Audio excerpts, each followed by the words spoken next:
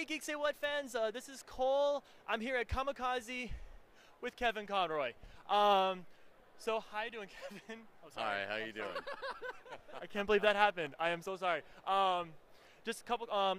If you are best known for being Batman and making Batman who we all know today. If you could voice any other superhero, doesn't even have to be DC, any other. It can be like Image or Marvel. Who would you love to like voice? I get asked that question a lot. The problem is when you start with Batman, who's the coolest superhero. I mean, he doesn't have any superpowers. He's a mortal guy. He's just the great detective. You know what I mean? And he's so complicated. His psychology is so complicated. So for an actor, it's so much fun to do the voice of that character, because especially when I do the Batman voice, which is a very dark, husky, it goes into this sort of subterranean world.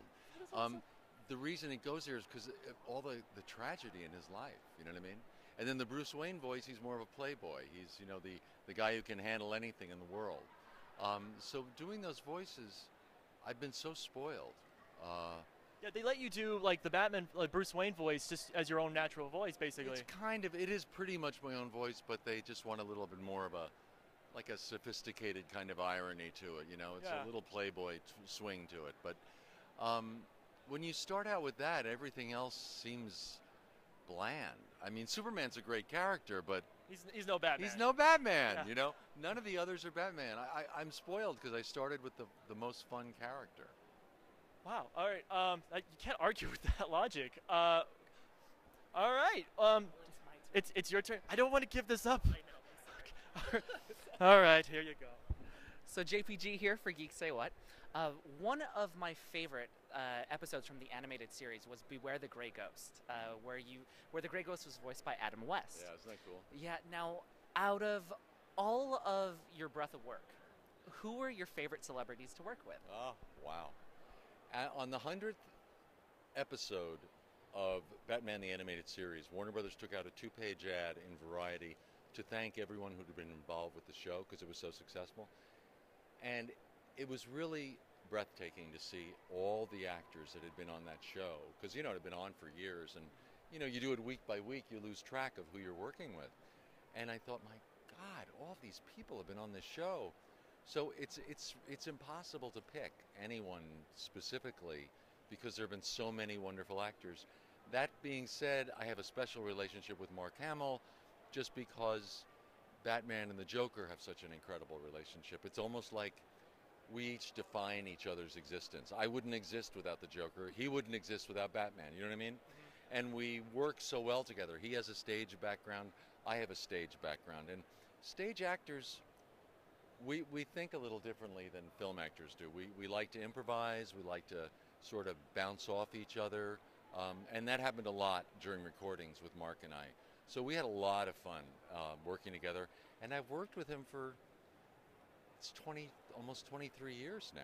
So that's a special relationship. He would be my favorite villain. Now, you were talking about improvisations. What is one of your favorite improvisations that made it into the show? Oh, wow. Well, that's hard to say because Bruce Timm, the writer, creator, producer, is a very exacting writer. And I mean, if you don't give him exactly what he's written, you hear about it. You know what I mean? So when we improvise stuff during rehearsal, it's more to feed us energy and to feed the lines that he's written rather than what we improvise actually being recorded. Do you know what I mean, the difference? We goof around, we do a lot of back and forth to give us the juice to then do Bruce's lines, because Bruce likes his lines recorded the way he wrote them. And I think my last question is, how does it personally feel to know that you've touched so many lives positively through your work? That is a little overwhelming and surprising, because you do a job, you're just doing it day by day by day by day. You don't have that sort of objective perspective to think, how is this affecting people? Do you know what I mean? Especially when you're a voice in an animated series, you never really have contact with the audience. That all happened after these Comic-Cons were developed, and that's a recent thing. So what's amazing to me is I didn't realize how iconic Batman is. He's a real cultural icon. And like a young woman came up to me at Chicago recently, and she said, she had tears in her eyes. She said, I grew up in the projects on the south side of Chicago. Most of the kids I grew up with are dead because they all got sucked into gangs. She said, the only reason I didn't get sucked into gangs is because I had your show every afternoon after school. I just sat and I was devoted to your show. And I learned so much about doing the right thing from Batman. I thought, wow, that's amazing to think that the show could affect a life that positively. And I hear stories like that when I come to these cons, and you realize that animation is almost our culture's mythology. You know how the Greeks and the Romans had Ulysses and Orestes and Clytemnestra to tell the stories, to teach the kids about good and evil. And we have animation. That's almost our mythology. And Batman is a very epic mythological character. So to be associated with that has just been amazing privilege.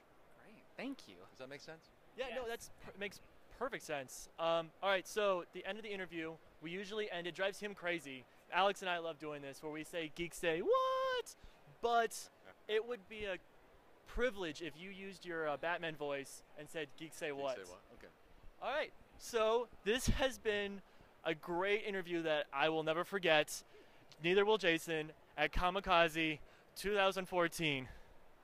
Geeks say what? Thank you.